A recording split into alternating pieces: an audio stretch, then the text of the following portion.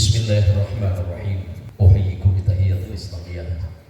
Assalamualaikum warahmatullahi wabarakatuh.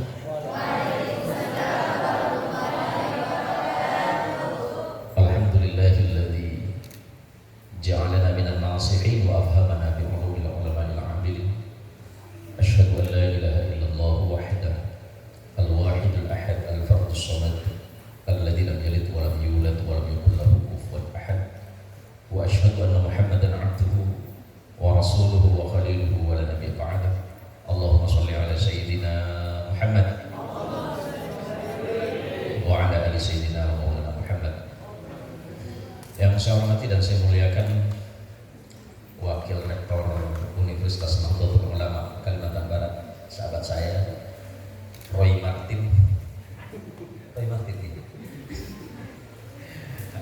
Bapak Roy Martin MM yang saya hormati dan saya muliakan, sahabat lama saya yang kelihatannya masih muda terus ini.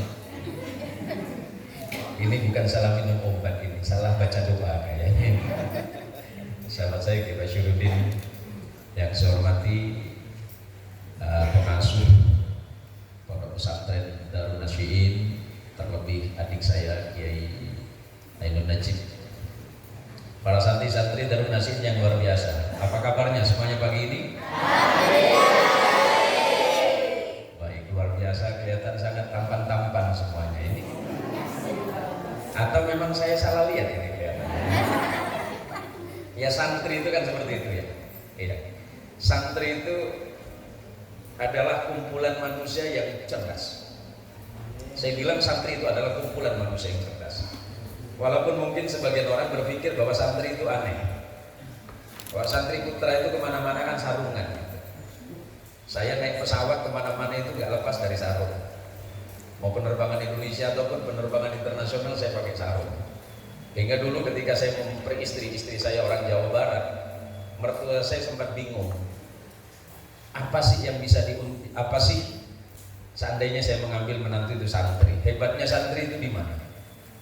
Ya, santri itu kan bisanya cuma sarung aja.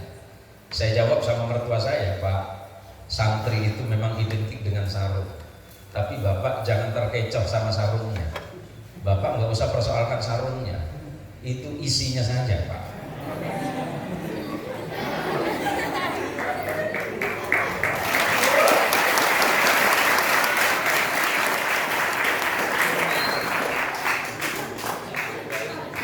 Loh iya, mana perempuan mau menikah dengan sarung? Maka berbahagialah santri putri nanti yang menikah sama orang yang bersarung.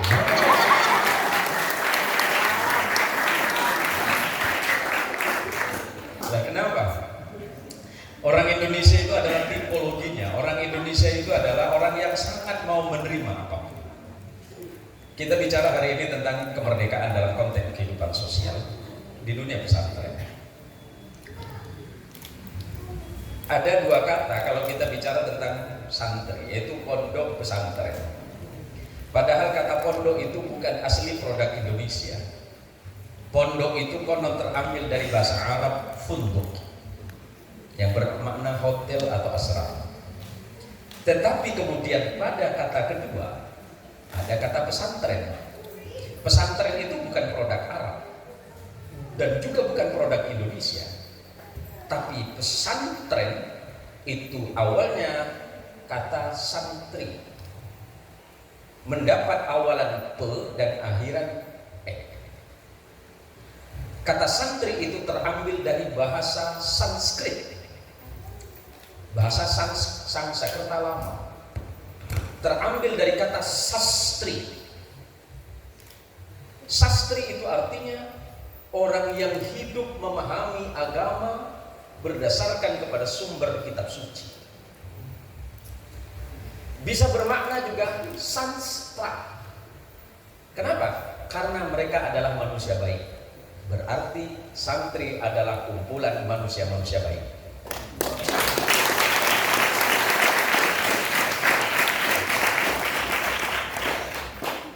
Bisa juga menggunakan kata cantrik. Cantrik itu bisa bermakna pengikut setia para kiai. Maka Saya pernah ditanya sama orang, dia bilang begini, enak ya jadi kiai? Yo enak. Kemana-mana ada yang ngawal, istrinya 3 gitu. Yang rugi jadi pegawai, istrinya berapa Pak? Hampir berapa? Hampir satu. Coba kayak Ainun Najib ini. Kayak Ainun Najib ini adik saya. Istrinya berapa? Masih satu, berarti niatnya ada lah gitu. Jadi saya bilang begini, kalau kamu bilang bahwa jadi kiai itu enak, kenapa kamu nggak jadi kiai? Iya ya, aku telat. Jadi hari ini kita bicara tentang pesantren dalam konteks pemahaman secara utuh dalam kaitan kehidupan kebangsaan pra dan pasca kemerdekaan. Pesantren itu menurut sebagian sejarawan pernah, walaupun tidak secara tertulis, pertama kali yang memperkenalkan konsep pesantren itu ada sebagian mengatakan Sunan Giri, ada yang sebagian mengatakan Sunan Ampel. Tetapi yang tercatat dalam sejarah bahwa Kesultanan Mataram Pakubuwono II pernah memberikan hadiah kepada Kiai Ahmad Besari di Tegalrejo, Ponorogo, Jawa Timur, mendirikan sebuah pesantren pada tahun 1742. Berarti lebih tua peradaban pesantren itu dibandingkan dengan berdirinya kota Pontianak. Karena kota Pontianak itu berdiri 1771, tapi pesantren pertama yang dibangun secara utuh itu pada tahun 1742 oleh Raja Kerajaan Islam Mataram Pakubuwono II. Saya katakan, kenapa pesantren itu menjadi unik? Karena di dunia pesantren tidak hanya saja mengajarkan satu disiplin ilmu. Di pesantren itu semua disiplin ilmu dipelajari. Baik itu dalam konteks fikih yang kita kenal sebagai jurisprudensi hukum Islam, yang kemudian di dunia Islam disebut dengan fikih. Bahkan sebenarnya di dunia Islam itu jenis ilmu apapun bisa diserap dan diterima. Maka dalam kajian sejarah saya, hutang besar peradaban dunia ini bukan kepada siapapun kecuali kepada Islam. Kenapa saya katakan begitu? Saya perkenalkan ini biar santri-santri ini pintar sebenarnya. Iya, karena pesantren itu adalah tradisi pemikiran. Kalau santri itu tidak pintar, malah saya yang bingung. Karena hampir 24 jam pesantren itu membicarakan tentang ilmu dan pengetahuan. Maka jangan bersekecil hati dan bersedih hati. Ternyata salah satu sistem pendidikan yang ada di Indonesia yang paling unik dan tidak ada di dunia manapun, bahkan di tempat lahirnya Islam itu sendiri, dan itu hanya ada di negara yang bernama Indonesia, dan itu adalah pesantren.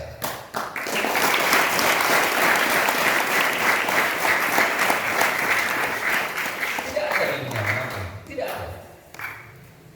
Makanya itu tadi kita bicara tentang pondok pesantren, menggabungkan dua kata, yaitu kata funduk dan santri. Masing-masing itu akarnya bukan Indonesia. Satu berakar funduk dari bahasa Arab, santrinya berasal dari sastri, dari bahasa Sanskrit. Karena memang orang Indonesia itu kan orangnya biasa-biasa saja, tapi pinternya luar biasa. Coba kalau dulu kita pakai sepeda motor, Ustadz Bashir, kalau kita dulu pakai sepeda motor pasti nyebutnya kata Honda. Semua sepeda motor di Indonesia itu Honda. Padahal ada Yamaha, ada Suzuki, ada Kawasaki. Tapi orang-orang Indonesia semuanya Honda. Naik apa cok? Naik Honda. Iya kan? Tetapi lebih unik lagi, ternyata orang Indonesia mau menerima perkawinan silang antara Honda sama Yamaha. Naik apa cok? Naik Honda. Honda apa? Honda Mio.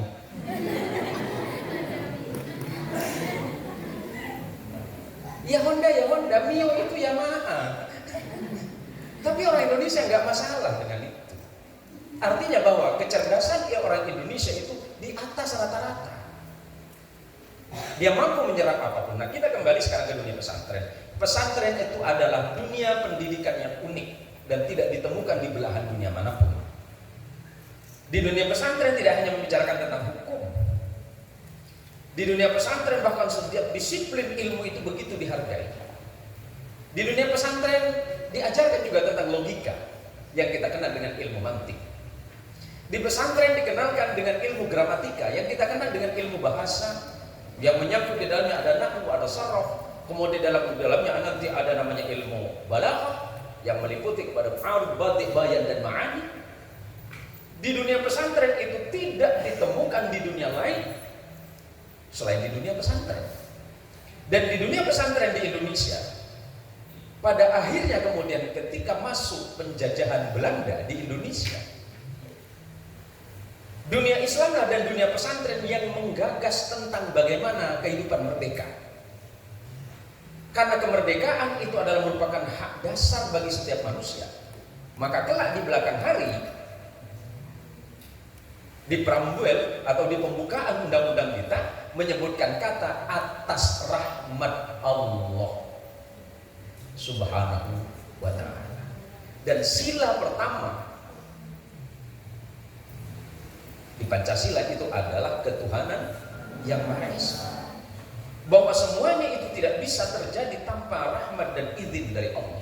Menunjukkan bahwa masyarakat Indonesia adalah masyarakat yang agamis, masyarakat yang religius, masyarakat yang berketuhanan, dan masyarakat yang memiliki peradaban yang sangat tinggi. Kenapa saya katakan di awal tadi? Berapa menit lagi waktu saya? 20 menit lagi. Saya katakan begini, kenapa peradaban dunia itu memiliki hutang besar terhadap Islam dan kemudian dunia pesantren? Peradaban pertama yang kita kenal itu adalah peradaban Yunani. Dan di Yunani itu hanya yang dikenal adalah filsafat. Kebetulan saya adalah penutur filsafat perennial. Ada yang paham filsafat perennial? Paling cuma Kiai Ibnu Najib. Itu pun cuma seminggu mikirnya ya. Di Yunani yang ada cuma filsafat. Kemudian setelah Yunani runtuh, filsafat Yunani runtuh, kemudian masuk pada peradaban Romawi. Bukan Romawi yang ini. Peradaban Romawi. Orang Romawi itu pintar. Tapi ternyata kepintaran orang Romawi tidak bisa menandingi Yunani. Karena ternyata ilmu yang ada di Yunani tidak bisa diserap ke bahasa Romawi. Dalam hal ini bahasa Latin. Kenapa? Ada hambatan bahasa. Kapan itu bisa terpecahkan? Ketika nanti dunia Islam itu datang, pemahaman Islam itu datang, maka filsafat-filsafat Yunani itu diterjemahkan oleh sarjana-sarjana Islam ke dalam bahasa Arab, dan dari bahasa Arab lah baru kemudian diterjemahkan ke bahasa-bahasa Romawi. Menunjukkan bahwa peradaban dunia, peran besar peradaban Islam itu sangat luar biasa, dan hutang sejarah dunia itu adalah kepada dunia Islam dan pemikiran Islam.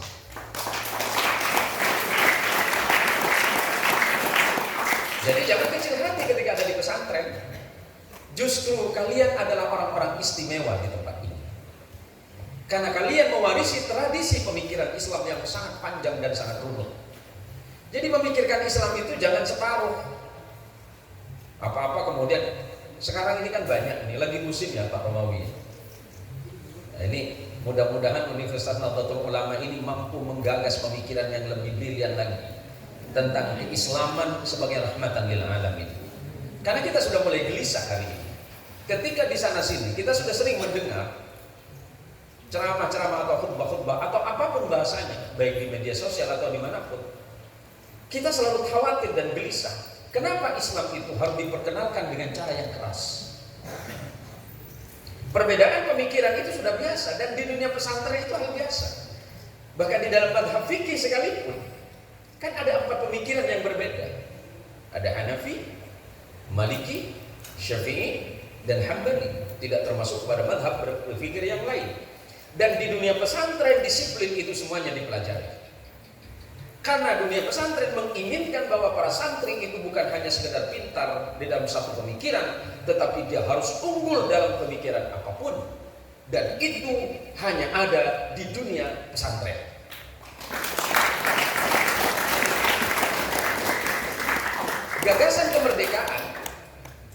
Gagasan kemerdekaan bangsa ketika sekian ratus tahun dijajah oleh penjajah. Mohon izin kalau bahasa saya agak sedikit sarkas atau kurang enak. Kenapa kemudian kenapa orang Indonesia waktu itu bergerak bersama untuk merdeka? Karena semangat untuk melawan penjajah di pemahaman agama manapun itu tidak ada. Kenapa saya katakan tidak ada? Silakan buka kitab-kitab suci agama manapun. Melawan penjajah itu tidak ada. Saya ambil satu pasasi dalam satu kitab suci Nasrani yang mengatakan seperti ini, mohon dicermati. Kalau pipimu yang kiri ditampar, maka berikanlah pipimu yang kanan. Apa nyaman jangan peleng nih. Kalau pipimu yang kiri ditampar, maka berikanlah pipimu yang kanan. Maka tidak mungkin mereka melawan penjajah. Tetapi Islam mengatakan dengan semangatnya bahwa melawan penjajahan itu adalah fardu ain.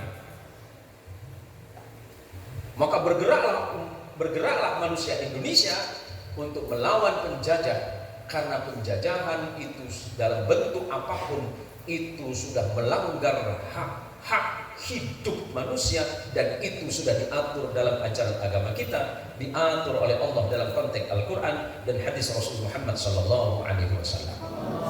Maka ketika semangat ini kemudian dibangun oleh dunia pesantren, kemudian bergerak tanggal 17 Agustus 1945, kemudian kita merdeka berkat perjuangan bersama yang digagas oleh dunia Islam, khususnya dunia pesantren.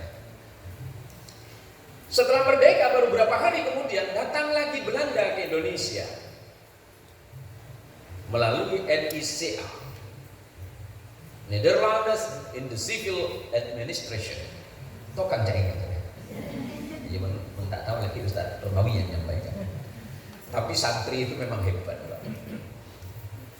Maka pada bulan September tanggal 21, 22 ya, yang kemudian di belakang hari ditetapkan sebagai Hari Santri Nasional, Hadratus Syekh Hasyim Asy'ari, pendiri Nahdlatul Ulama, dan seluruh komponen ulama pada waktu itu mengeluarkan resolusi jihad.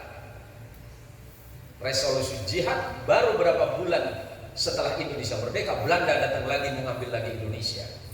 Keluar resolusi jihad, dan puncaknya pada tanggal 10 November tahun 1945 terjadilah peperangan besar di Surabaya yang memekikkan kalimat takbir di radio yang kita kenal dengan Bung Tomo adalah seorang santri. Artinya apa? Bahwa sebelum dan setelah kemerdekaan, pondok pesantren dan para santri punya andil besar terhadap kemerdekaan Indonesia, dan juga para santri punya kewajiban bahkan fardu ain menjaga keutuhan negara kesatuan Republik Indonesia.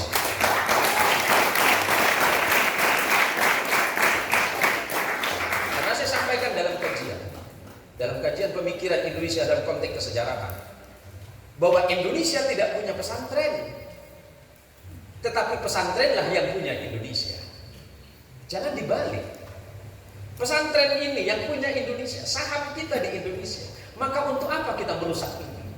Karena itu yang punya kita. Maka saya sampaikan sama anak saya. Saya ini kadang-kadang sama anak saya suka lucu-lucuan. Dan saya akui, mohon izin jangan marah Pak Romawi, sampai hari ini saya lagu Indonesia Raya nggak hafal. Sama dengan teman saya. Jadi kalau ada acara itu saya paling kuat. Apa boleh?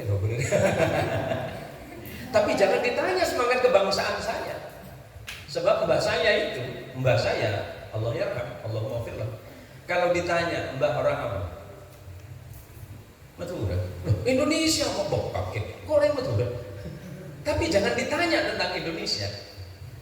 Lagu Indonesia Raya apa, Bang? Tola'al badr. Mbah saya tuh. Tapi jangan ditanya tentang semangat keindonesiaannya. Dulu saya tanya mbah saya itu, KTP-nya mana, Bang? KTP-nya mana? Ada, Bang. Keluar Roman Kartu Nahdlatul Ulama. Loh, KTP benih-benih ke tahun 76. Kamu macam KTP ini Kak Bang. Oh, KTP itu cuma akan itunya, Jong. Mun Nahdlatul Ulama ini terima sampai akhirat, Jong.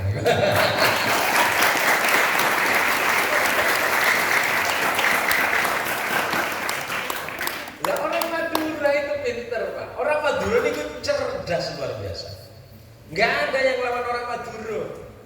Saya ini orang Madura toh, Pak. Orang Madura, kulo Madura. Kenapa tak ngakak gitu? Saya pernah ya, lucu-lucuannya begini. Orang Madura itu sering saya katakan cerdas. Kemampuan intelektualnya luar biasa. Sebelum orang ngomong jawabannya udah siap. Orang kita tanya jawabannya udah begitu. Jadi ada bibi-bibi jualan semangka di Surabaya. Ada bibi-bibi jualan semangka di Surabaya. Bibi ini nggak bisa ngitung. Jadi ada anak muda lewat, di jualan semangka. Iya, Rek. Sekilo berapa? 7.000. Putih enggak atau merah? Loh, sampean ini macam mana? Yang namanya semangka di mana-mana itu merah. Ya kalau putih itu melon. Ya udah saya beli 5 kilo. Nah si bibi ini kan nggak bisa ngitung Ustaz Romawi. Cuma cerdas dia. Timbang 5 kilo. Berapa semuanya, Bi? Balik nanya dia. Kamu sekolah, Dek?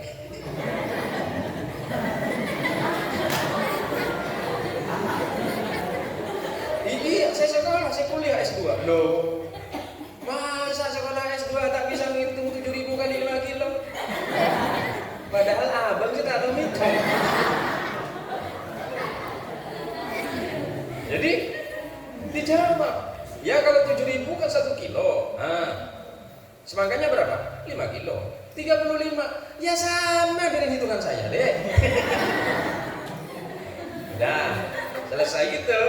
Plastik sekarang ini kan tipis, Gus Najib. Plastiknya tipis, beratnya kan 5 kilo Pak Romawi. Jadi pas diangkat jebol, pecah semangkanya. Semangkanya pecah. Bibi ini bohong, loh macam mana bohong, Dek? Katanya tadi semangkanya merah, terus ini semangkanya putih. Dek, tunggu dulu, Dek. Orang jatuh saja pecah, Dek.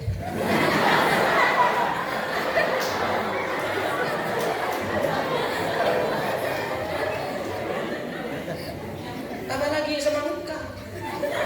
Aduh, memang pintar sampean. Dan itu hanya ada di dunia pesantren. Kebahagiaan, kenikmatan beragama itu tidak ada di tempat lain selain di dunia pesantren. Maka pesantren itulah yang membangun gerak kehidupan sosial beragama yang indah, yang penuh rahmat dan kasih sayang. Maka hutang besar peradaban Islam di Indonesia itu adalah kepada dunia pesantren.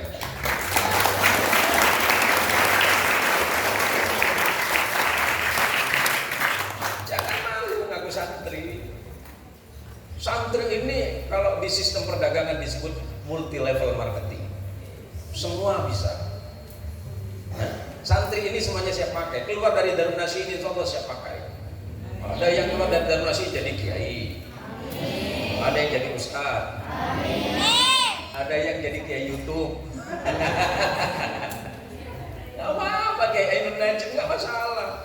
Kiai Ainun Najim ini kan mampu melebur dalam kehidupan sosial beragama di dunia modern. Loh ini kan banyak protes. Kiai Najim itu kenapa harus ceramah di kafe? Ya iya, enak. Kok ceramah di seperti tempat gini bisa merokokan gitu ya. Ya kalau di kafe-kafe, tapi kan untungnya kalau Gus Najib itu ceramah-ceramah di kafe kan bisa ngelirik yang cantik gitu. Nah ini berarti Kiai Najib itu tidak pintar tapi cerdas gitu. Jadi kalau nyainya nanya, Kak Dimma Kak, Bapak tahu ada ceramah ya. Padahal bukan masalah ceramahnya, lirikannya itu. Dan itu bisa dinikmati, dan itu hanya ada di pesantren, dan itu hanya ada di Indonesia. Terus kenapa kemudian kita malu menjadi santri? Ada yang malu jadi santri? Hebat, nggak usah malu jadi santri. Santri itu bisa jadi apa saja. Orang rembi sehingga ngadain santren. Orang mati si mungkos santren, si macet talken santren, yang baca tahlil santri. Dan santri itu siap jadi apa saja. Gagal jadi kiai jadi bintara. Turun level sedikit. Tak bisa jadi bintara tukang baca tahlil. Tak bisa baca tahlil bagian ngaleh. Tak bisa ngaleh bagian kosong. Itu santri.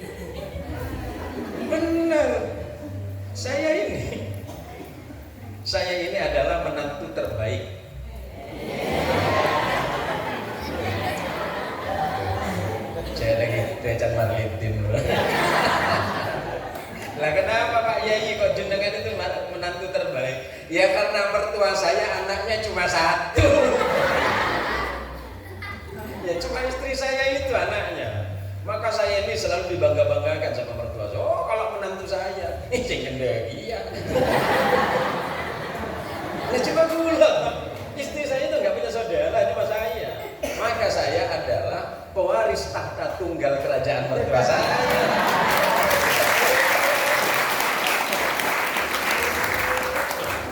Nah jadi santri kan mesti pinter. Lagi Ustaz Romawi juga pinter ini. Maka saya katakan jadi santri itu nggak rugi, dia pinter cerdas. Maka saya cari dulu sapi yang anak sesitung ini kami ini sekop. Dan lucunya lagi, nah ini tinggal berapa 5 menit. Lucunya lagi, kalau dalam Islam kan tidak masalah ya. Kalau misalnya kita mau nikah, santri mau nikah tapi nggak punya duit, boleh ngutang sama mertua kan? Ya, ini sepertinya santri Darun Nasihin. Lah, kok ngutang? Wah santrinya jawab begini, saya ini santri Darun Nasihin. Terus masalahnya di mana? Begini, saya pernah ngaji sama Kiai Ainun Najib terus bahwa Sayyidina Ali bin Abi Thalib waktu mau menikahi Sayyidah Fatimah Az-Zahra binti Rasulillah, beliau tidak punya uang. Terus diutangin sama Rasulullah. Jadi saya mengikuti Sayyidina Ali.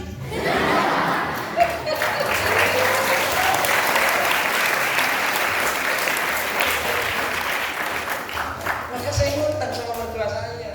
Wah kepek mertua, aduh ale monggo kan sama. Padahal kena kalangan. Ada santri datang ke Amerika. Ini kan tugas santri mengisi kemerdekaan. Tugas pesantren adalah menjaga kemerdekaan. Jangan lagi ada pendengar kata, wah Islam harus khilafah. Nggak mau dipakai gitu. Saya paling ngeri kalau dengar ceramah takbir. Siapa di atas juga? Gak usah. Jadi umat Islam di Indonesia aja seperti ini. Ya ini. Kelihatannya biasa, kayak kelihatan nggak tahu apa-apa. Ya padahal memang benar gitu. Nah, Islam di Indonesia, lah potongan santri ya kayak gini, ya. Terakhir,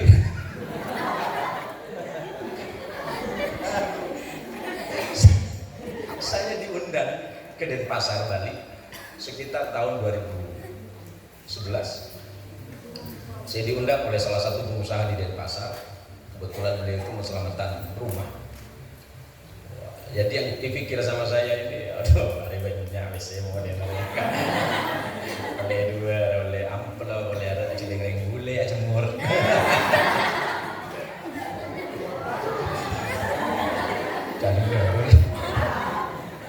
Jadi pas di bandara, ini kan Bali itu kan bandara internasional, udah banyak kan bahasa Inggrisnya daripada bahasa Indonesianya. Yang lucu itu waktu ngejemput saya itu, saya dijemput oleh salah satu sopirnya itu, dan yang aneh itu adalah ketika saya lihat mobilnya, dan itu mungkin hanya 5 di Indonesia. Itu kalau tidak harganya itu sekitar 9,7 miliar. Miliaran? Yang beli ya tak? Karena saya santri belum pernah melihat mobil mewah seperti itu. Saya bingung, kemana bener ya? Pintunya gak ketemu Pak Romawi. Ya kalau mobil standar itu kan kelihatan, oh ini handle-nya, oh ini begini. Tapi segoblok-gobloknya saya kan santri, kan lebihnya. Jadi saya berdiri di sisi mobil, ya ragam saya. Ya benar. Jadi sama-sama Jai monggo, monggo Jai nje. Masa di masih tidak ada takut.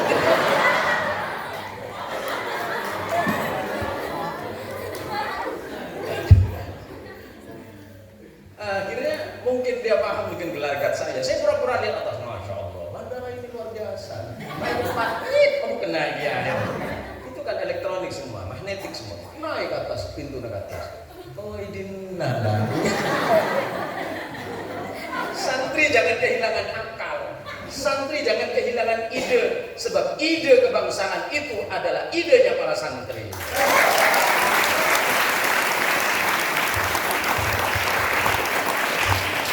Terima kasih, matur nuwun sangat. Bismillahirrahmanirrahim. Terima kasih. Yang pertama, siapa tadi? Pertanyaannya seperti apa?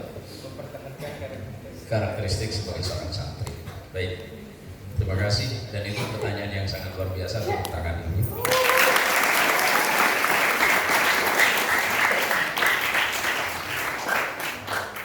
Kurang lebih 5.000 sampai 6.000 tahun yang lalu, Nabi Allah Ibrahim alaihissalam itu sangat cerdas.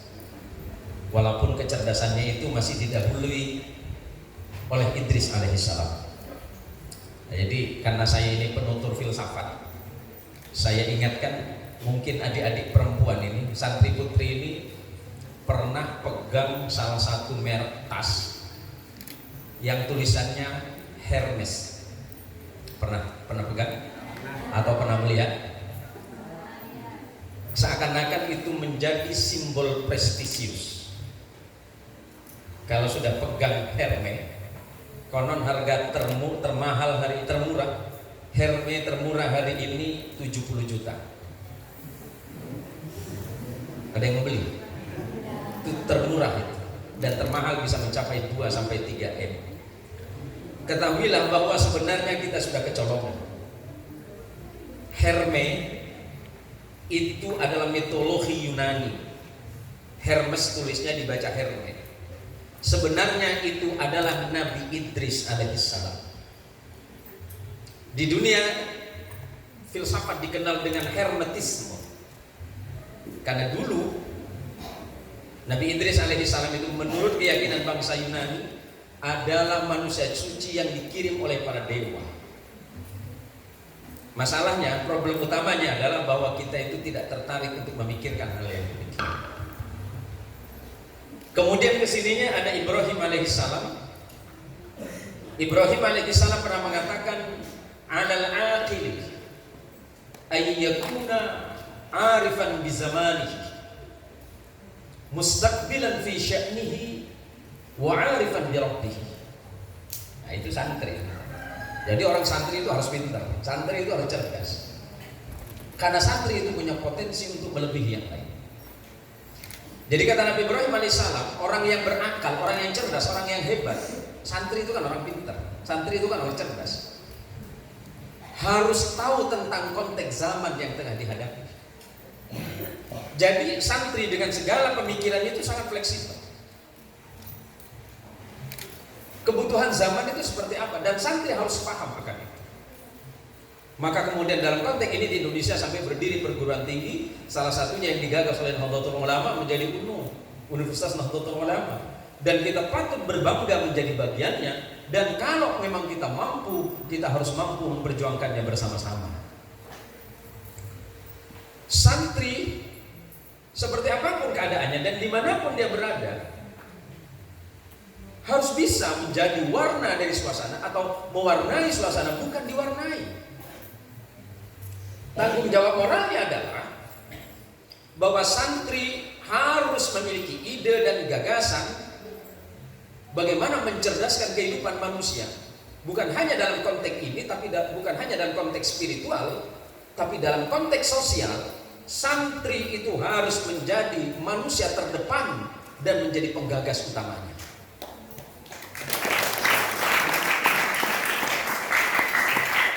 Terbukti bahwa kepemimpinan di Indonesia juga pernah dan sedang hari ini dipimpin oleh para santri. Presiden kita pernah santri, dan itu Allahyarham Kiai Haji Abdurrahman Wahid itu santri sekali. Hari ini Kiai Haji Ma'ruf Amin sangat santri, lebih dari santri bahkan. Yang duduk di Senayan itu rata-rata banyakkan santri. Tapi bagaimana kemudian identitas kesantrian itu tidak berubah? Mustaqbilan fi sya'nihi wa 'arifan bi rabbih. Seorang santri yang punya keilmuan yang hebat, punya pemikiran yang cerdas, punya wawasan yang luas, bagaimana dia menjadikan santri dan kesantrian itu tetap ada, yaitu kembali kepada keyakinan dasar seperti apapun dan ada dimanapun saya hanyalah seorang santri.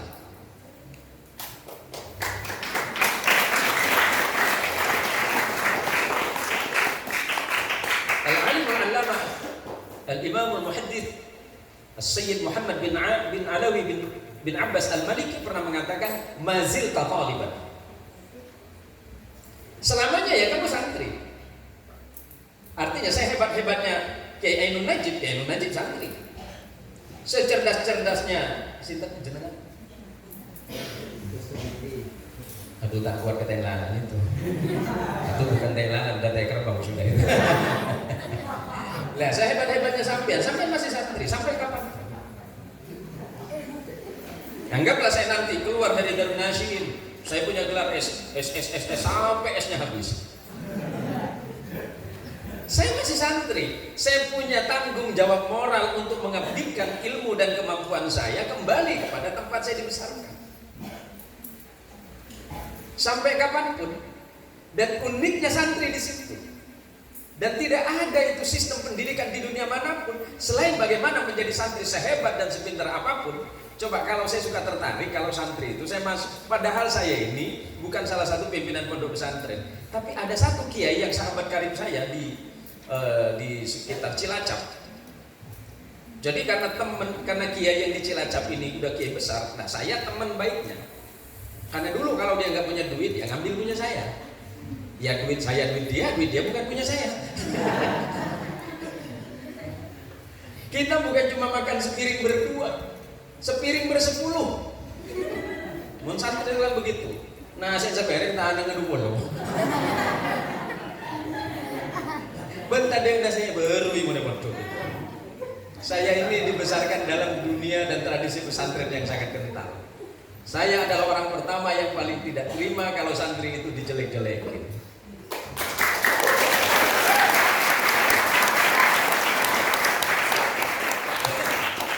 Jadi santri seperti apapun, muruannya, harga diri, kehormatannya sebagai santri harus terjaga. Mau jadi presiden ya silakan saja, tapi kamu santri. Bahwa santri pernah dididik sedemikian rupa. Bahwa saya dulu pernah penyiar juga. Saya pernah penyiar di Ardan Bandung 8 tahun saya. Maka mungkin yang pernah lahir di Bandung pernah dengerin suara paling bagus di Bandung itu ya suara saya. Nggak ada lawan saya itu, sampai banyak janda-janda yang ingin dinikahi. Saya 8 tahun di Bandung. Jadi kalau acara pagi itu saya santri. Acara pagi itu namanya Selamat Pagi Bandung. Listener saya itu, pendengar saya itu mencapai 1,3 juta tiap pagi.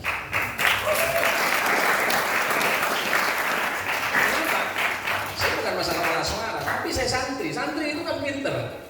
Banyak ide-ide brilian yang tidak ada sama penyiar lain. Mungkin kalau pernah naik pesawat, pernah ada di bandara, pasti ada voice announcer itu yang menyampaikan. Dan itu saya pernah mendidik. Saya mendidiknya itu sekitar tahun 2002. Cuma masalahnya pada waktu itu Pak Romawi, saya tidak mendaftarkan hak paten saya. Izin ada bukunya saya. Kalau tidak kan saya dapat duit gitu. Jadi kalau pernah mendengar di bandara itu ada voice announcer itu ngomong seperti ini, para penumpang yang terhormat, selamat datang di penerbangan Garuda Indonesia Airways dengan nomor penerbangan GA123. Tujuan penerbangan dari Bandara Internasional Supardi di Pontianak menuju Bandara Internasional Soekarno-Hatta di Jakarta. Silakan untuk memasuki pintu gerbang 3. Itu suara saya dulu. Cuma saya kan berpikir ikhlas. Kenapa? Nabi orang yang kedekam. Nah itu suara saya dulu itu. Dulu saya pernah sahabat sama Maria Untung yang pernah nonton bioskop itu. Itu ide saya sama Maria Untung itu. Mohon perhatian bagi Anda yang telah memiliki tiket tanda masuk. Pintu teater 3 telah dibuka. Itu saya itu. Coba tak lebar apa loh. Cengki saya lambai jual putus. Coba sekarang pakai sistem ini. Hak paten saya dapat. Tapi nggak apa-apa, saya ikhlas kok. Dan yang didik itu saya. Artinya apa? Santri itu bisa di mana saja, tetapi jangan melupakan identitasnya sebagai seorang santri.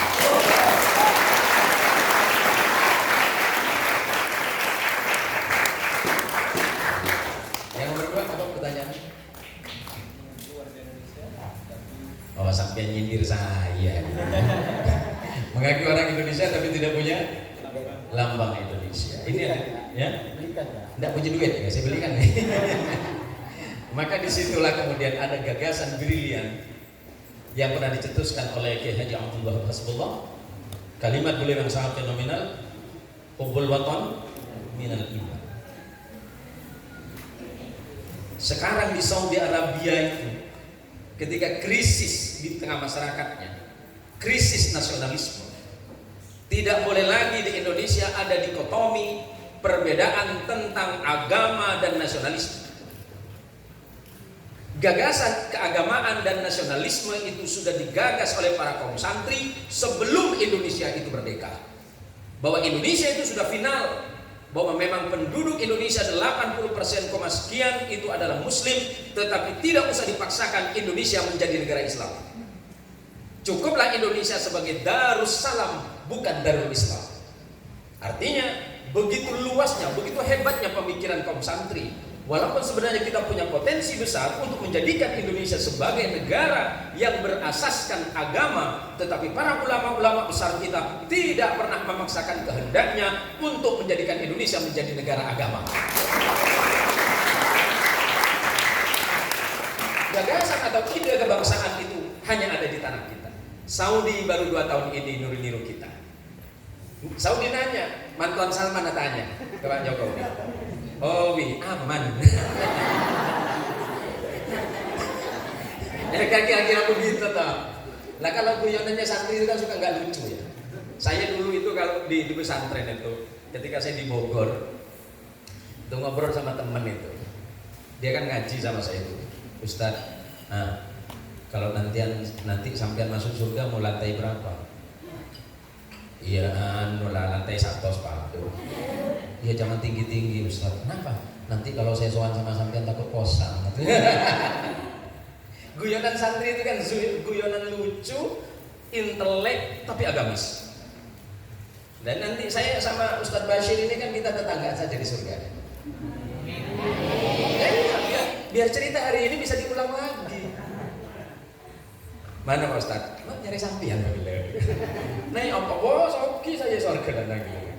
Ya saya udah seminggu cari sampean. Oh sampean kemana? Oh Gibrak seni malaikat ibu bilang. Itu kan guyonan santri dan itu tidak ada di tempat lain. Kan tidak ada di tempat lain. Maka sekali lagi bahwa bagaimana dia warga negara Indonesia atau salah satu warga negara, tapi dia tidak punya apa tentang simbol. Yang penting simbolnya masih ada di dalam hatinya.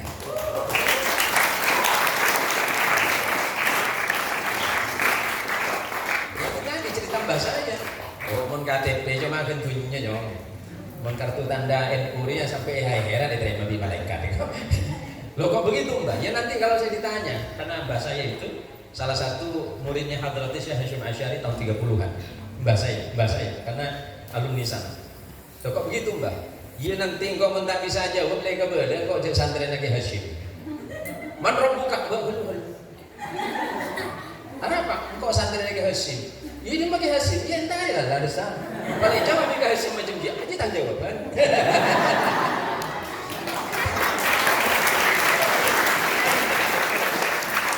Terakhir santri itu santri loh. Nah, terakhir karena nanti langsung ke Pak Romawi ini. Terakhir kemarin 2019 saya umroh terakhir itu November. Setelah itu nggak bisa berangkat lagi karena ya penyakit colok nah inilah. jadi orang Indonesia ini kan luar biasa, begitu cinta dengan tanah air. Sampai di sana pun identitasnya tidak bisa dilupakan.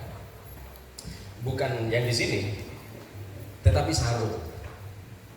Balik cering dong garam mestari nggak coba. Jadi neng haram, ikut paham saya. Indonesia, Madura. Indonesia, astagfirullah, Madura. Ini identitasnya Indonesia. Indonesia itu bagian dari Madura, Pak. Bukan Madura bagian dari Indonesia, tapi Indonesia itu bagian dari Madura.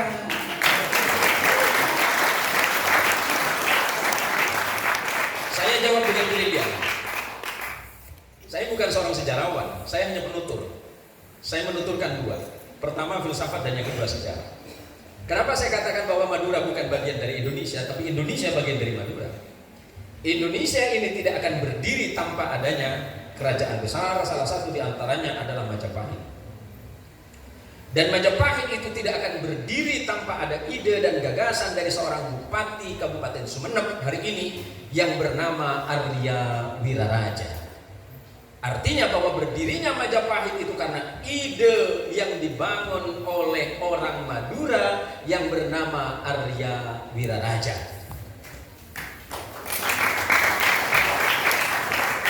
Berarti apa? Ide kebangsaan itu tidak dimulai dari manapun, tetapi ide kebangsaan itu dimulai dari pulau kecil yang bernama Madura, orangnya kurus, hitam legam, lo sepet pada dia. Tetapi punya etos dan semangat yang kuat. Kalau orang Madura ditanya tentang Indonesia, dia tidak paham. Tetapi ketika ditanya tentang Madura, loh kenapa Madura Pak? Iya karena Indonesia itu bagian dari Madura, bukan Madura dari bagian Indonesia. Maksudnya apa? Gagasan-gagasan dan ide berdirinya sebuah bangsa itu dimulai dari sebuah pulau kecil yang bernama Madura. Dari Madura kemudian menjadi kerajaan besar yang bernama Majapahit. Dari Majapahit itu kemudian muncullah sebuah negara besar yang bernama Republik Indonesia. Jadi walaupun tidak punya bendera merah putih, mudah-mudahan hatinya tetap merah putih. Terima kasih. Moga-moga para santri niku dados seorang alim, dados seorang pinter, lancar cerdas, terus senang bagaimana menjaga keutuhan negara kesatuan Republik Indonesia. Terima kasih. Rahajeng kemerdekaan Republik Indonesia yang sudah ke-75. Mudah-mudahan para santri mampu menjadi pilar utama tentang kebangsaan di tanah yang sangat kita cintai ini, dan insya Allah nanti dilangsungkan oleh Bapak Ustaz Romawi. Hadanallahu wa iyyakum ajma'in billahi taufiq wal hidayah. Wassalamualaikum warahmatullahi wabarakatuh. Waalaikumsalam warahmatullahi wabarakatuh.